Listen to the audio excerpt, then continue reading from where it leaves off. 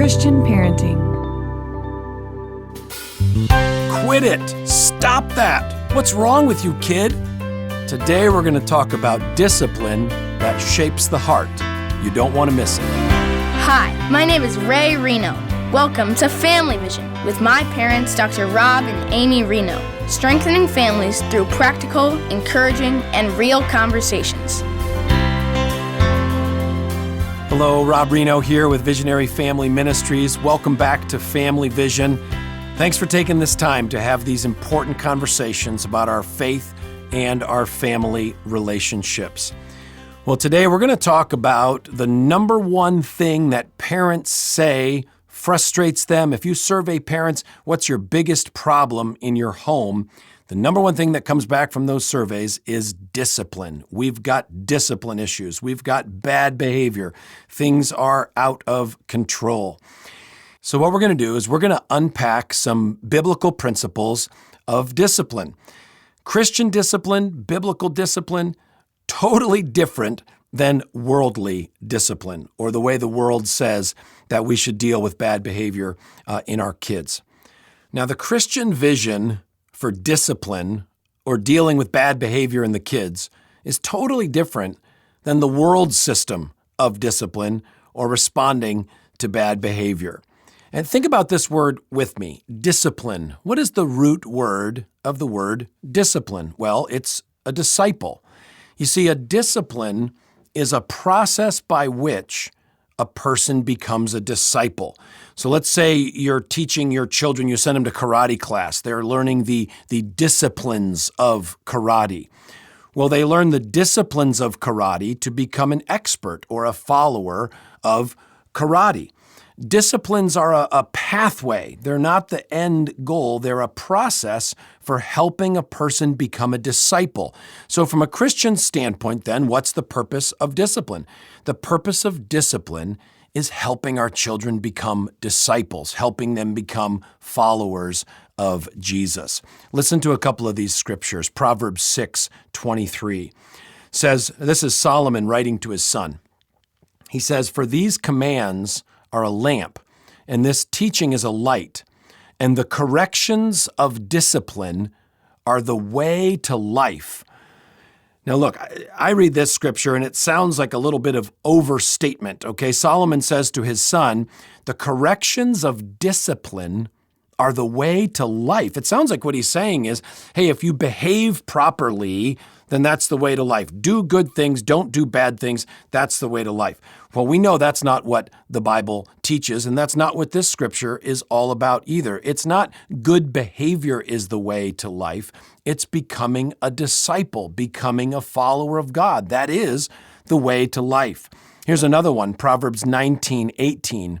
It says, "Discipline your son, for in that there is hope. Do not be a willing party to his death."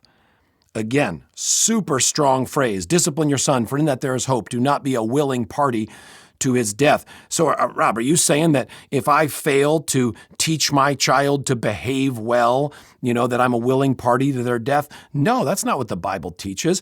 Discipline is not about fixing bad behavior. Discipline is about shaping our children's hearts. It's about helping them become followers of Jesus. And once we understand the word properly, now we understand this scripture properly. So it's not fix your child's bad behavior, for in that there is hope. It's help your child become a disciple. Help your child become a follower of Jesus, for in that there is hope. And then there is a pretty stern warning here. If we're not doing that, if we're not doing all in our power to shape the hearts of our kids, to help our children follow Jesus, then in fact, we are a willing party to their death. So a number of years ago, Amy and I just made a decision. We just had a husband-wife staff meeting. We just made a decision. We said, you know what, we don't have any more discipline problems in our house. We're just done with discipline problems, so we're going to agree right now we just don't have any more. What we now have are discipleship situations. No more discipline problems, but discipleship situations. And it's interesting, even changing that term affected how I handled issues. So I get a phone call. Amy says, we got a discipline problem here. I don't know anything, right, of what's happened. I know none of the details, but I'm already ramped up. I'm already upset. Oh, you tell me what's going on. So help me. What's happening there? Okay. And I'm already prepared to parent badly because I'm already ramped up and I'm already going 0 to 60. But if Amy calls me and says, Rob, I've got a discipleship situation here, my 0 to 60 does not kick in as fast. Sometimes it does because now I know the code that discipleship situation means discipline problem, but that's beside the point. But it's a mindset for me as a parent that I don't have an opportunity this situation is not a fixed behavior, hey kid, quit it. This is a shepherding opportunity. This is a discipleship opportunity. And then that leads into this second principle that the ultimate goal of our discipline, or I'm going to change the terms now, the ultimate goal of our discipleship is the impressing of the heart. And this is the understanding that everything our kids do is made up of two components, their actions and their heart, their behavior and their attitude, the fruit and the root, the outside and the inside. Or think of it this way, the what and the why. Everything your kids do is made up of those two components. What did they do and why did they do it? Now you see, worldly discipline only cares about the outward behavior.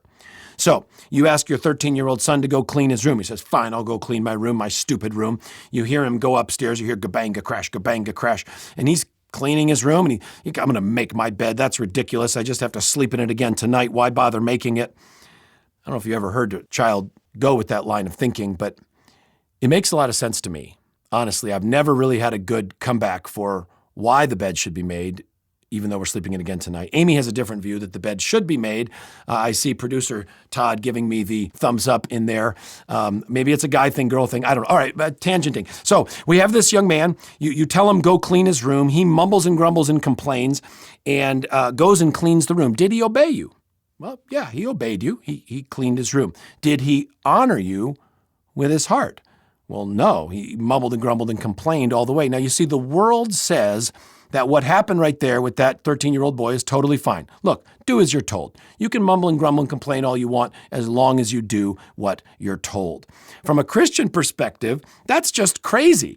To say all I care about is my child doing what they're supposed to do, I don't care about their heart. If that's our mindset as parents, we're actually training little Pharisees. We're training little rule followers to say, look, doing the right thing, not doing the wrong thing, that's what counts. Your heart doesn't matter. So for Christian discipleship, we completely reject that mindset. And you say, whenever we're parenting our kids through difficult behavior, we've got what did they do and why did they do it? We've got the fruit and the root. We've got the choice and the heart.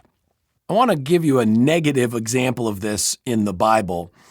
I'm glad that God put so much terrible parenting in the Bible, because it just makes us feel better about where we're at. So the passage I want to show you is found in 1 Kings chapter 1 and verse 5. The situation is that David is about to die, and he has appointed Solomon to succeed him as king. But his son Adonijah is upset about this, and he wants to be king. And he wants to force himself onto the throne. So we read this in 1 Kings chapter 1, verse 5. It says, now Adonijah, whose mother was Haggith, and that's an unfortunate girl name, not a lot of girls named Haggith today, put himself forward and said, I will be king. So he got chariots and horses ready with 50 men to run ahead of him. So Adonijah is preparing to use military force to rebel against his father's will, which was to have Solomon succeed him. And one of the very interesting things about the history that God gives us in the Bible is the history in the Bible is different than an encyclopedia, because there's times that God tells us things that an encyclopedia could never tell us. Sometimes God tells us the things that people were thinking, the things that were in people's hearts. An encyclopedia just tells you, who, what, when, where, why, all that stuff. But sometimes God gives us insights or explanations into people's behavior. And that's exactly what we have in this text. 1 Kings 1:5. Adonijah's military rebellion against his dad. Verse 6 explains, how could Adonijah be so wicked? How could Adonijah be so rebellious? Verse 6 says this as an explanation for Adonijah's behavior. His father had never interfered with him by asking, why do you behave as you do? So if you study the whole of this account, we find out that David, for all of the areas of his life that was righteous and godly, that he was not an effective father for Adonijah. And we find failure in discipline, failure in discipleship at both the what level and the why level. First of all, it says David failed to interfere with his son. In other words, he failed to insert himself in his son's behavior. He failed to redirect him. Obviously, there must have been times that Adonijah is growing up, he's making poor choices, and David simply is not engaging in that. So he failed to get involved with the what of Adonijah's life. Well, it only follows then that he failed to get involved with the why, that he failed to get involved with the heart decisions and the heart issues in his son's life. There's a great discipleship principle here in this question. His father never interfered with him by asking, why do you behave as you do? Friends, this is such a critical question to continue be asking our kids after they misbehave, which is, hey, why did you do that? What was in your heart when you made that choice or said those words? Now, you've probably done this before, all right? Your 8-year-old boy punches his 6-year-old brother in the chops, and you're getting involved, and you say, now, why did you do that? Why did you punch him? And you know what 8-year-olds will typically say, I don't know. And it's interesting, when my kids were younger, or we were dealing with this with toddlers or younger kids, and I'd ask a child, or even a teenager, I ask a child, hey, why did you do that? And they say, I don't know. My instinct was that, well, they just didn't want to fess up. They just didn't want to talk. They just didn't want to open their heart up and have a heart-based conversation with me. Now I tend to think that when a child says that they don't know why they did something, they're probably telling the truth. They probably don't know their own motives for what just happened. And I think that because of how rare a thing it is for even an adult to have the level of maturity to discern the motives for their bad behavior and to be able to express those motives to somebody else. Okay? So let's just say a guy at work loses his cool at a staff meeting, and you can tell he's all bristly and upset, and he storms out after the meeting's over.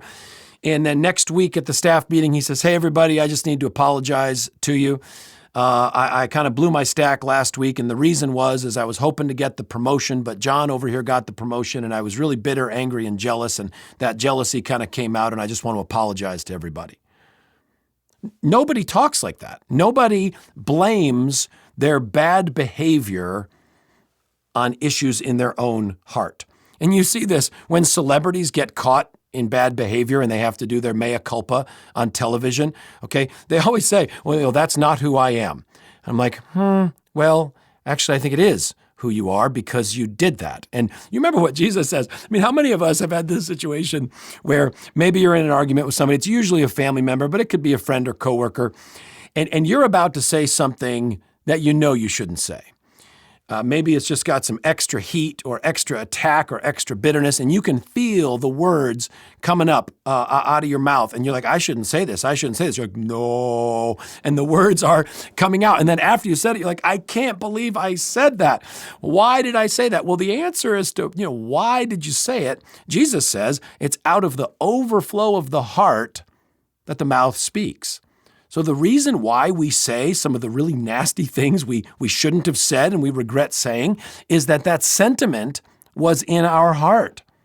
And it was out of the overflow of our heart that our mouth spoke. Now, most of the time, when we have a discipleship situation or a discipline problem, we have both incorrect action and incorrect attitude. In other words, the kid did something wrong with a stinky heart, right? But sometimes we have the right action with the wrong attitude.